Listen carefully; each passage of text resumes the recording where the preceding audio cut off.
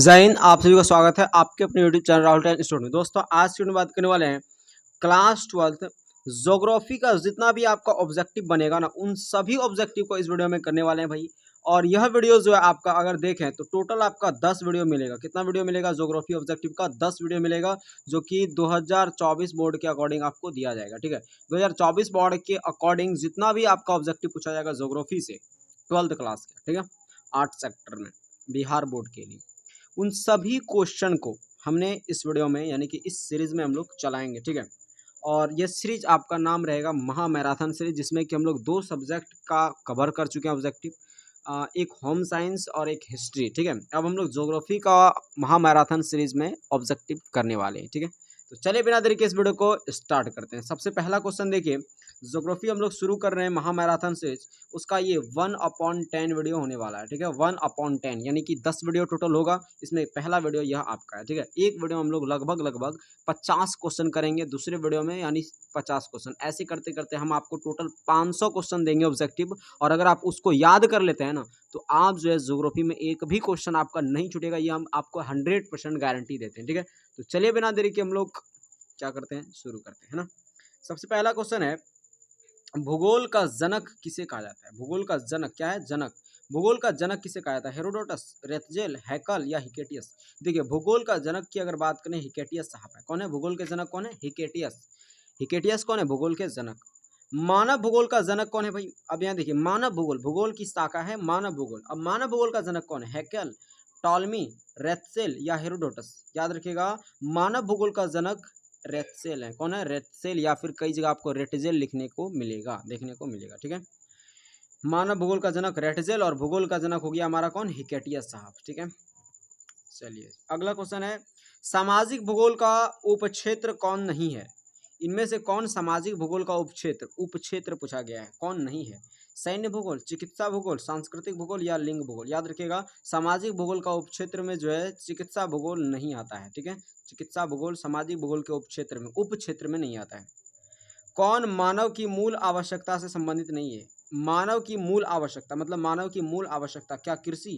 भाई कृषि के बिना तो मनुष्य जीवन ही जी नहीं सकता है। उनकी मूल आवश्यकता है गृह निर्माण, यानी घर का बनाना। अगर घर नहीं बनाएगा तो धूप से मर जाएगा, है ना, धूप से मर जाएगा भाई, बारिश से मर जाएगा। तो इससे क्या हो गया, ये मूल आवश्यकता के अंदर आ सकता है। परिवहन, अगर परिवहन नहीं करेगा तो क्या बताइए, आदमी जीवित रहेगा कि नहीं रहेगा? वस्त्र उद्योग, अगर वस्त्र नहीं भाई होगा, वस्त्र उद्योग अगर नहीं होगा तो वस्त्र नहीं बनेगा ज़्यादा से ज़्यादा। और जब वस्त्र नहीं बनेगा तो आदमी तन नहीं ढक पाएगा, और तन नहीं ढक पाएगा तो ठंडी और धूप से ही मर जाएगा आदमी सब।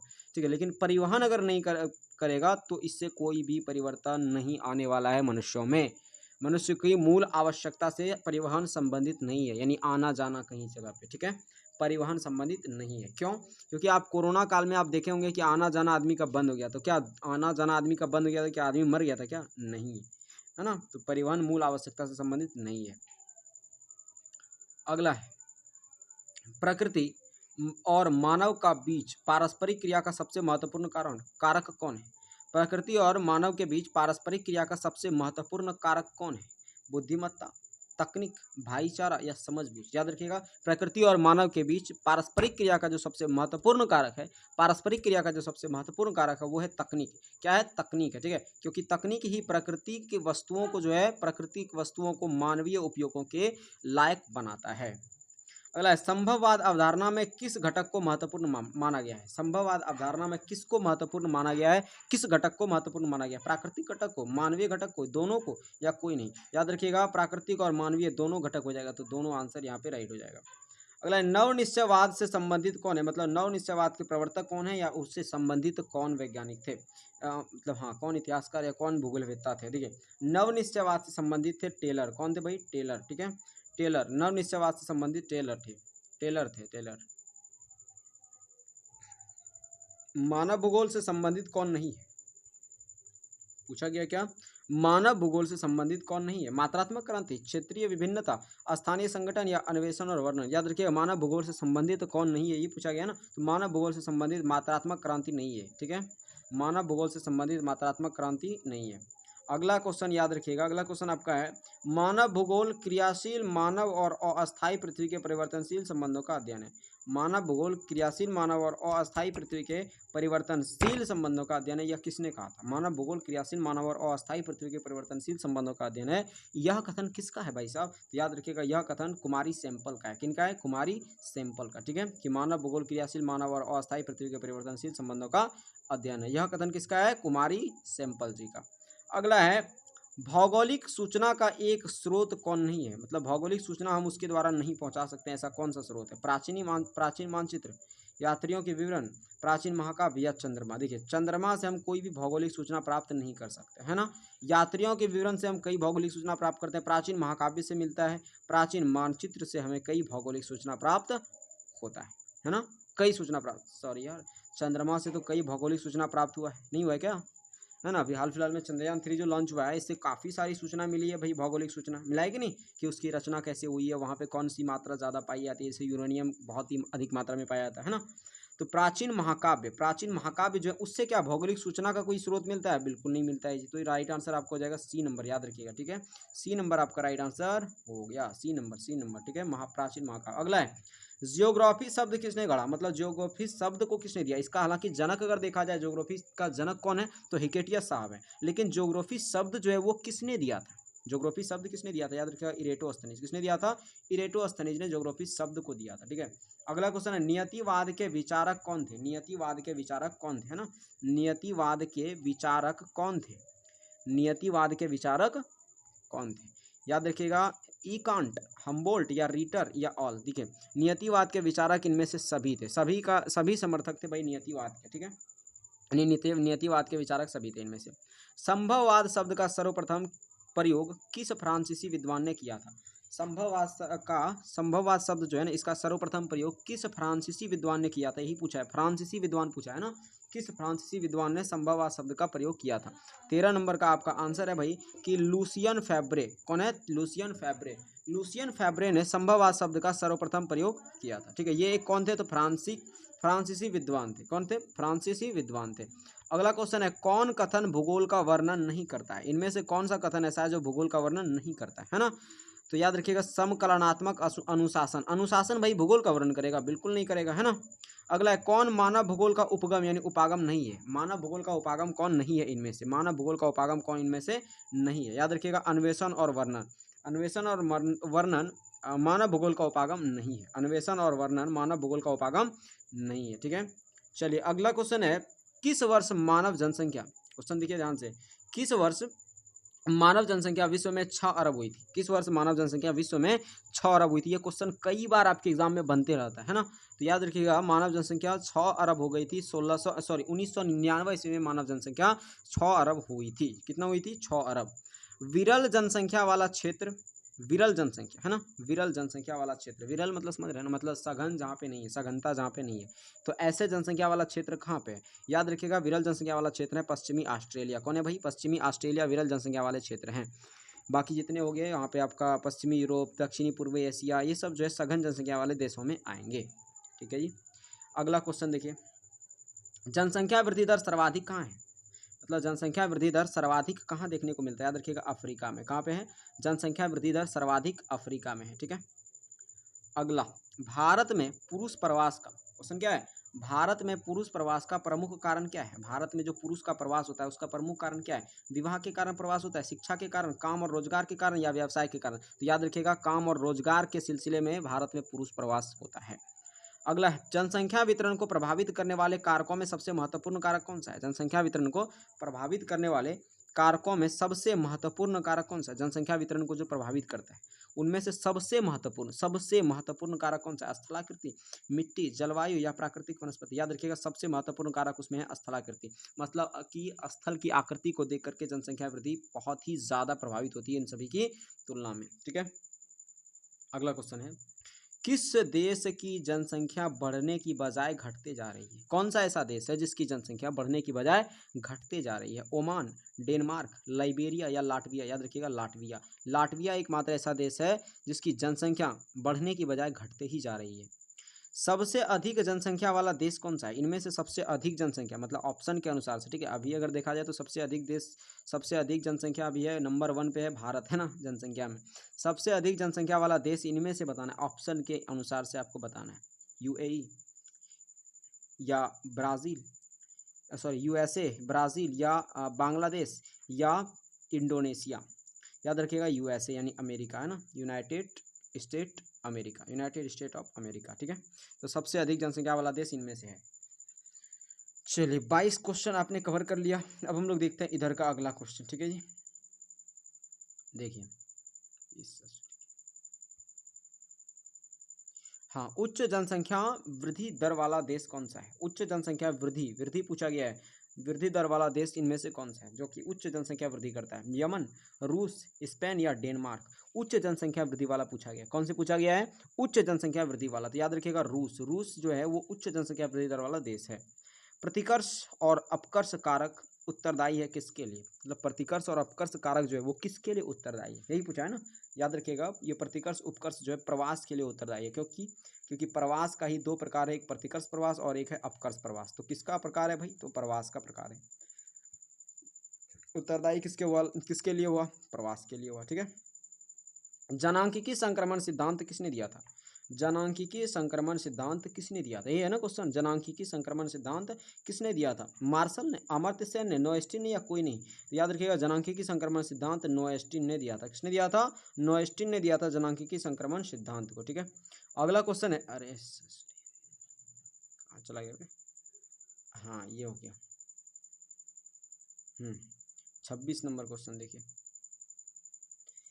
जनसंख्या परिवर्तन का कारण कौन नहीं है? मतलब किससे जनसंख्या बिल्कुल परिवर्तन नहीं होता है? प्रवास से, आवास से, मृत्यु से, जन्म से। देखिए प्रवास का मतलब कि एक जगह से दूसरे जगह जाना, तो इससे जनसंख्या तो परिवर्तन होगा, है ना। आवास, आवास मतलब अपने घर में बसना, ठीक है, वो क्या होता है? आवास। तो इससे क्या कोई जनसंख्या परिवर्तन होगा? बिल्कुल नहीं होगा। मृत्यु से जनसंख्या घटती है, जन्म से जनसंख्या बढ़ती है ना। तो जनसंख्या परिवर्तन तीनों से होगा, लेकिन आवास से जनसंख्या परिवर्तन बिल्कुल नहीं होगा। अगला है सघन जनसंख्या वाला क्षेत्र इनमें से कौन है? मतलब सघन जनसंख्या वाला क्षेत्र इनमें से कौन सा है, यही बताना है आपको। सघन जनसंख्या, है ना, तो सघन जनसंख्या वाला है दक्षिण पूर्व एशिया। कौन है भाई? दक्षिण पूर्व एशिया सघन जनसंख्या वाला क्षेत्र के अंतर्गत आता है, दक्षिण पूर्व एशिया। अगला है कौन जन स्थानांतरण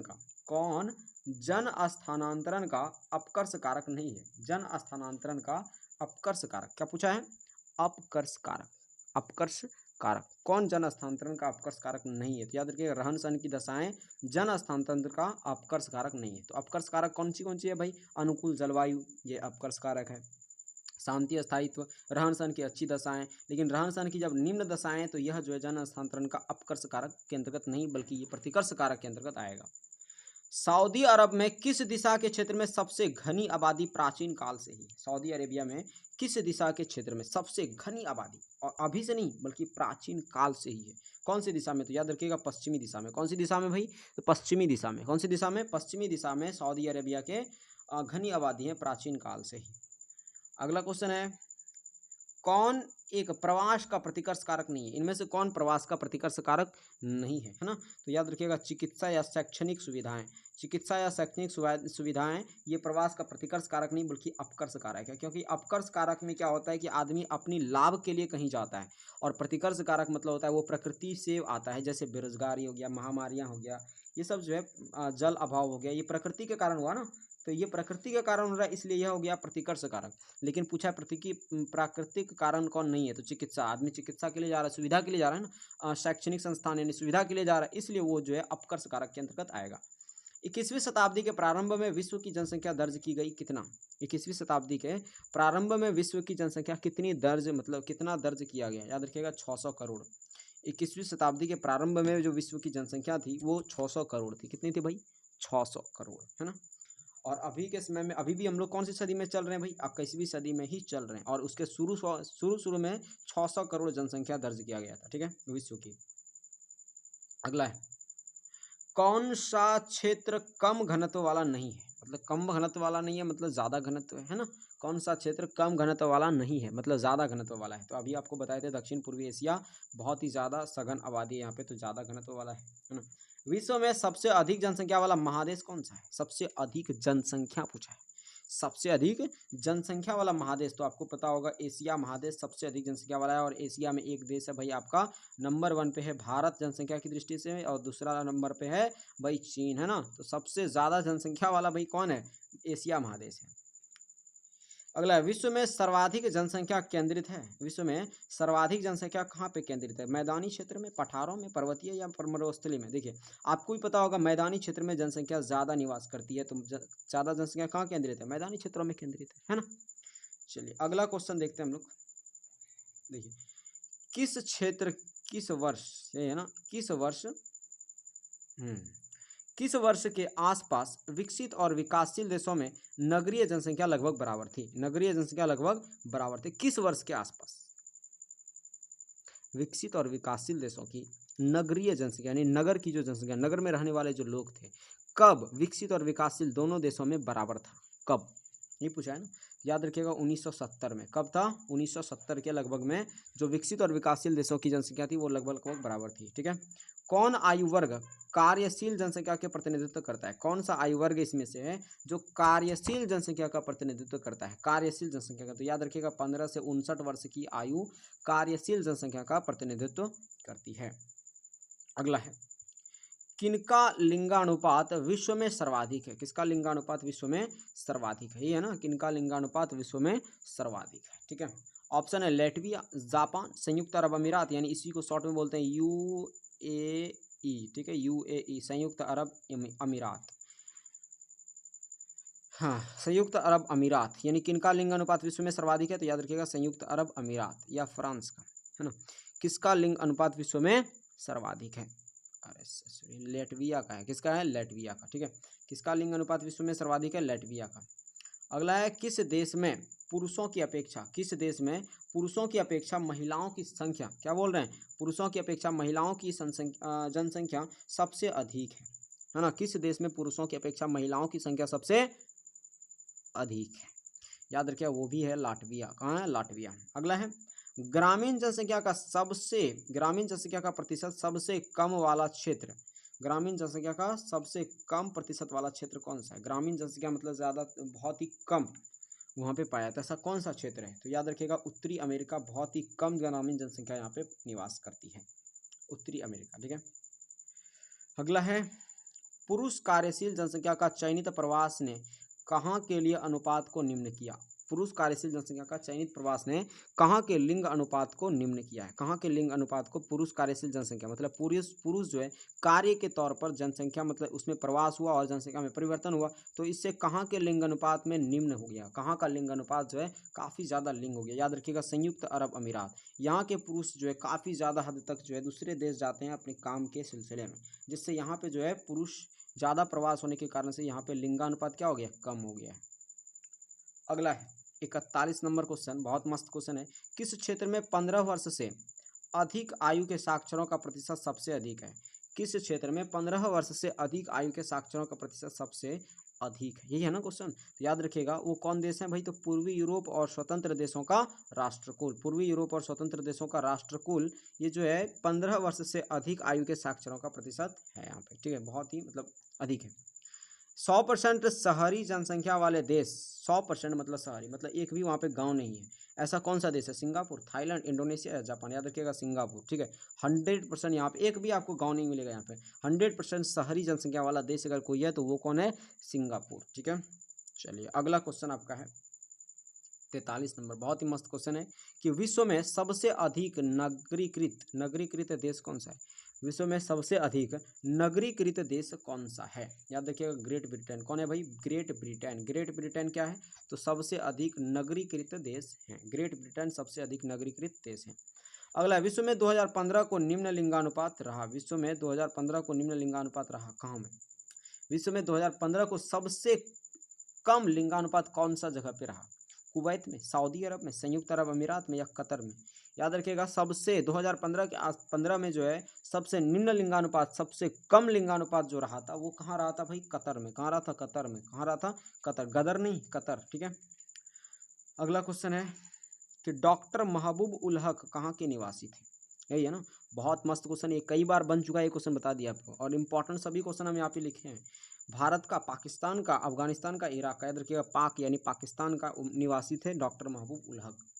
नगर पालिका निगम आदि का होना किसकी परिभाषा का अंग नहीं है? नगर पालिका निगम आदि का, नगर पालिका निगम आदि का होना किसकी परिभाषा का अंग नहीं है? क्या गांव की परिभाषा का अंग नहीं है? नगर, मानव विकास या लिंगानुपात? नगर एवं निगम, नगर पालिका निगम आदि का होना किस परिभाषा का अंग नहीं है? यही क्वेश्चन पूछा गया है, तो याद रखिएगा नगर की परिभाषा का अंग नहीं है। किस परिभाषा का अंग नहीं है? नगर की परिभाषा का।